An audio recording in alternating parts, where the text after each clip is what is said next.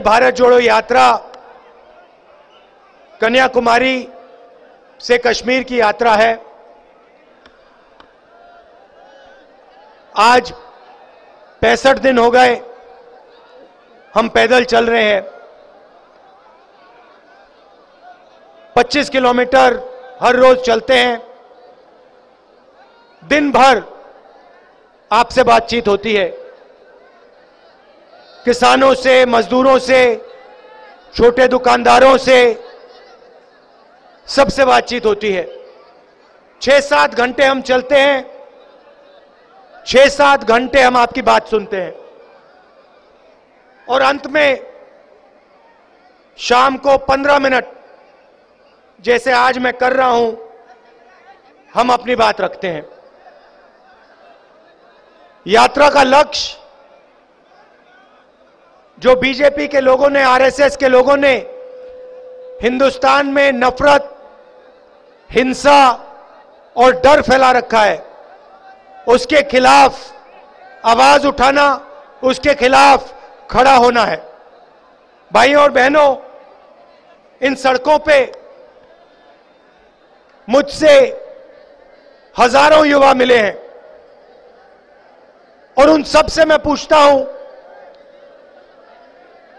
क्या पढ़ रहे हो?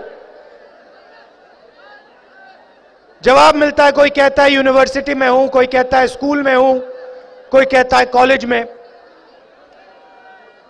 उसके बाद मैं पूछता हूं क्या करना चाहते हो? 5-6 जवाब मिलते हैं। इंजीनियरिंग करना चाहता हूं, डॉक्टर बनना चाहता हूं। कहां है वो बच्चा? इसको लाओ। ये देखो, नमस्ते करो, नमस्ते करो। नमस्ते। क्या क्या बनना चाहते हो? आर्मी। तो ये आर्मी, शाबाश, बैठ जाओ बेटा। ये आर्मी में देश की रक्षा करना चाहते हैं। तो हर युवा कोई ना कोई सपना देखता है और उस सपने को पूरा करने के लिए उसे रोजगार की जरूरत होती है। अब आर्मी की बात की, बाद में मैं आपको अग्निपथ के बारे में बताऊंगा, मगर हर युवा रोजगार चाहता है और इस हिंदुस्तान में, इस महाराष्ट्र में हमारे युवाओं को आज रोजगार नहीं मिल सकता। भाइयों और बहनों, ये मैंने सही बोला या गलत बोला? सुनाई नहीं दिया? सही बोला या गलत बोला? देखिए, इंजीनियर, युवा इंजीनियरिंग करता है, माता पिता पूरा का पूरा पैसा लगा देते हैं, सरकारी कॉलेजेस, यूनिवर्सिटीज तो बची नहीं, प्राइवेट कॉलेज में, प्राइवेट यूनिवर्सिटी में पैसा डालते हैं, सर्टिफिकेट मिलता है और उस सर्टिफिकेट का कोई मतलब नहीं है हिंदुस्तान में, क्योंकि उस सर्टिफिकेट के साथ रोजगार नहीं मिल सकता। इंजीनियर, जो भी इंजीनियर बनना चाहता है, पढ़ने के बाद या वो मजदूरी करता है या फिर ऊबर गाड़ी चलाता है या डिलीवरी का काम करता है। यह हिंदुस्तान की सच्चाई है। यह क्यों हो रहा है? क्योंकि नरेंद्र मोदी जी ने नोटबंदी करके, गलत जीएसटी लागू करके, जो हमारी रीढ़ की हड्डी, रोजगार देने की रीढ़ की हड्डी थी, उसे तोड़ दिया है। नहीं, ठीक है भैया, उस रीढ़ की हड्डी को तोड़ दिया है। रोजगार कौन देते हैं भाइयों और बहनों? रोजगार देश के किसान देते हैं, स्मॉल और मीडियम देते हैं, वो देते हैं, छोटे व्यापारी देते हैं, दुकानदार देते हैं। उनके लिए नरेंद्र मोदी जी ने नोटबंदी और गलत जीएसटी दी।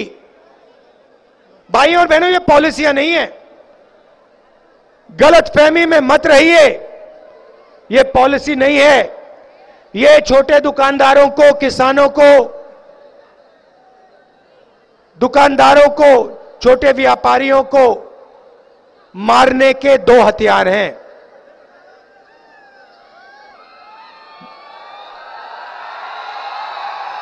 इनको खत्म करने के दो हथियार हैं। नरेंद्र मोदी जी ने नोटबंदी करते हुए कहा था काला धन मिट जाएगा। अब देखो मिट गया, हो गया गायब? नहीं, मगर देश में लाखों छोटे बिजनेस, करोड़ों लोग बेरोजगार हो गए, लाखों छोटे बिजनेस बंद हो गए। नरेंद्र मोदी जी ने यह काम क्यों किया? क्योंकि वो पूरा का पूरा फायदा अपने 2-3 मित्र को दिलवाना चाहते हैं। नाम आप जानते हो, एयरपोर्ट, पोर्ट, सड़क, टेलीकॉम्स, इंफ्रास्ट्रक्चर, सारे के सारे बिजनेस इन्हीं 2-3 लोगों के हवाले कर दिए हैं।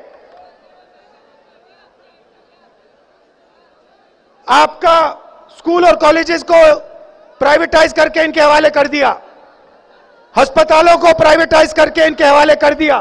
पहले पब्लिक सेक्टर हुआ करता था, BHEL कंपनी है, यह आपकी पूंजी है। हिंदुस्तान की रेलवेज है, यह आपकी पूंजी है, यह आपका धन है। यह सब नरेंद्र मोदी जी इन्हीं 2-3 लोगों के हवाले कर रहे हैं। तो यह भी रास्ता जो आपका था रोजगार का, यह भी बंद हो गया। फायदा सिर्फ 2-3 लोगों को।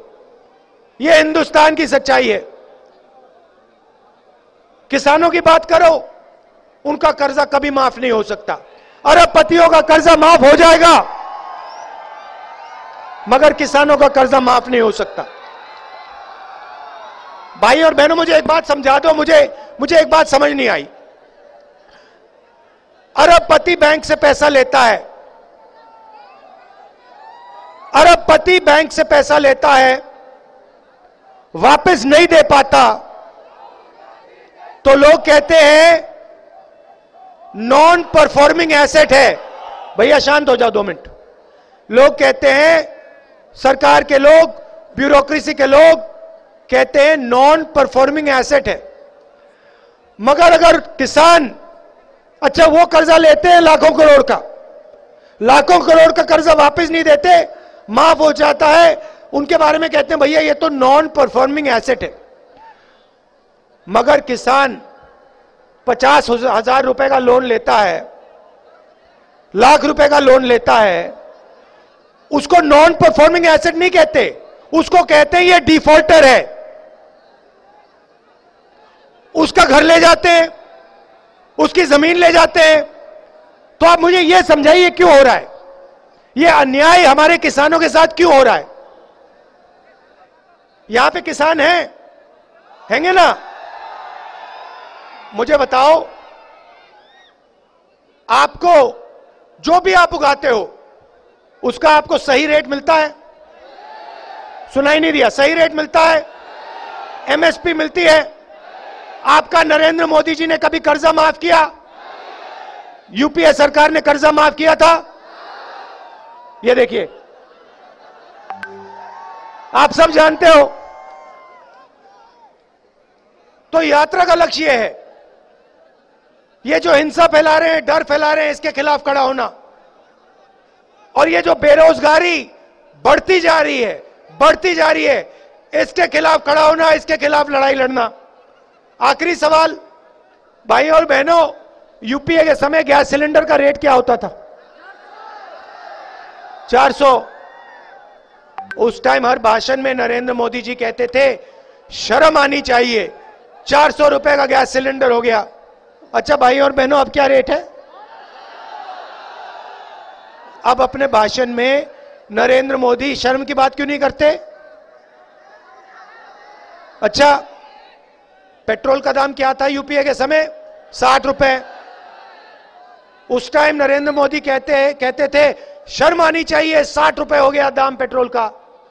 आज क्या दाम है? डीजल का क्या दाम है? नरेंद्र मोदी एक शब्द नहीं कहते। पहले कहते थे 2 करोड़ युवाओं को मैं हर साल रोजगार दूंगा। पता लगा करोड़ों लोगों को बेरोजगार कर दिया नोटबंदी और GST लागू करके। एक भाषण में रोजगार की बात नहीं करते। आप सुनो उनके भाषण, रोजगार शब्द नहीं सुनाई देगा, बेरोजगारी शब्द नहीं सुनाई देगा, महंगाई शब्द नहीं सुनाई देगा, और आप बीच में पिस रहे हो। बेरोजगारी और महंगाई के बीच में हिंदुस्तान का गरीब, हिंदुस्तान का किसान, हिंदुस्तान का मजदूर, छोटा दुकानदार पिसे जा रहे हैं सब। यह सच्चाई है। इसलिए हमने ये यात्रा कन्याकुमारी से कश्मीर तक शुरू की है। और मैं आपको बता रहा हूं, देखो एक बात समझ लो, ये जो तिरंगा है ना, ये श्रीनगर में जाके हम इसको लहराएंगे, कोई नहीं रोक पाएगा, कोई तूफान, कोई आंधी कुछ नहीं रोक पाएगा। ये झंडा, ये तिरंगा वहां पे जाके लहराएगा। ये दिखाओ सामने लाके।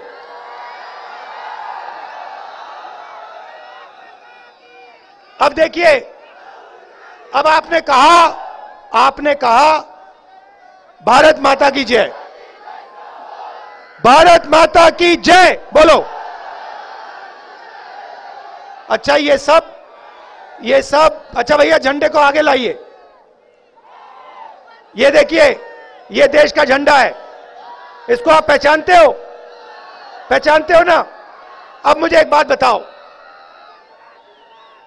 अब आप सुनो, अगर देश को बांटा जाता है, दिनेश 2 मिनट ठहर जाओ, अगर देश को बांटा जाता है, देश में हिंसा फैलाई जाती है, देश में नफरत फैलाई जाती है, तो ये जो झंडा है, ये जो झंडे की सोच है, ये मजबूत होती है या कमजोर होती है? कमजोर। देश को बांटने से देश को फायदा नहीं होता है, देश को नुकसान होता है, 2-3 उद्योगपतियों को फायदा होता है। देश को जोड़ने से देश में अहिंसा फैलाने से, देश में भाईचारा फैलाने से इस झंडे को फायदा होता है। तो ये लोग कहते हैं हम देशभक्त हैं। ये कौन से देश के देशभक्त हैं जो हिंदुस्तान को बांटे जा रहे हैं?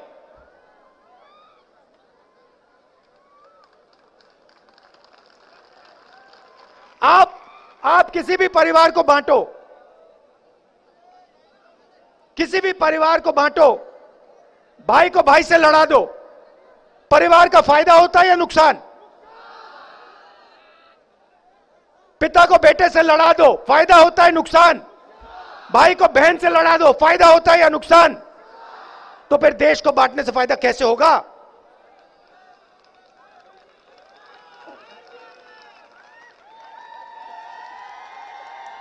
तो इनकी पॉलिसियां जो हैं, आपको डराने की पॉलिसियां हैं। किसान को ये सही दाम नहीं देते, कर्जा माफ नहीं करते, एमएसपी नहीं दिलवाते, खाद के दाम बढ़ा देते हैं, जीएसटी लागू कर देते हैं क्योंकि आपको डराना चाहते हैं। नोटबंदी करते हैं, जीएसटी लागू करते हैं क्योंकि वो छोटे व्यापारियों को, स्मॉल मीडियम बिजनेस वालों को डराना चाहते हैं। कोरोना के समय इन्होंने हिंदुस्तान के सब मजदूरों को बर्बाद कर दिया और पैदल चलवाया, उनके दिल में डर पैदा करवाया।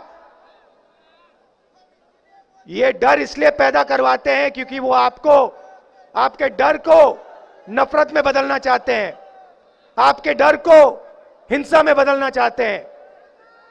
और ये देश अहिंसा का देश है, ये देश प्यार का देश है, ये देश भाईचारे का देश है, ये देश नफरत का है ही नहीं, कभी नहीं रहा है, कभी नहीं होगा।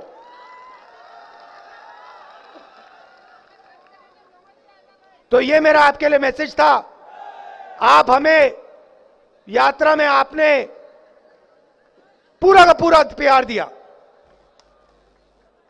पूरा का पूरा आपने प्यार दे दिया, पूरा का पूरा भरोसा दे दिया, पूरा का पूरा सपोर्ट दे दिया। इसके लिए मैं आपको दिल से धन्यवाद करना चाहता हूं। देखिए 25 किलोमीटर चले हैं हम आज, 25 किलोमीटर चला हूं, ये सब चले हैं। इनका चेहरा देख लो, ये थके हुए लग रहे हैं क्या? मैं थका हुआ लग रहा हूं क्या? ना। क्यों?